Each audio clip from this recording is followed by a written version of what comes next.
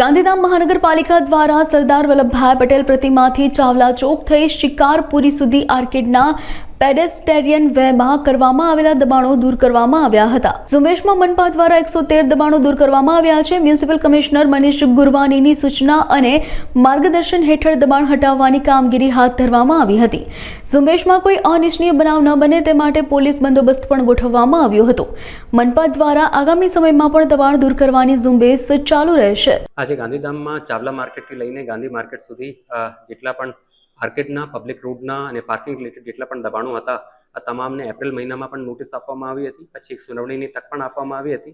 જે લોકોએ એમાંથી અમુક લોકોએ સામેથી પણ દબાણ દૂર કરી ચૂક્યા હતા.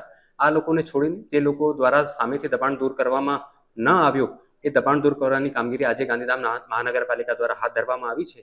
કુલ મળીને ટોટલ 500 જેટલા એમાં અફેક્ટેડ લોકો છે જે દબાણ કરનાર હતા. આ કામગીરી આજે અમે ચાલુ કરી છે અને આવનાર 3 થી 4 દિવસમાં આ આખું પેચ અમે પબ્લિક રોડ માટે, ફૂટપાથ માટે અને આર્કેડ આ પ્રકારના તમામ દબાણો અમે દૂર કરીએ.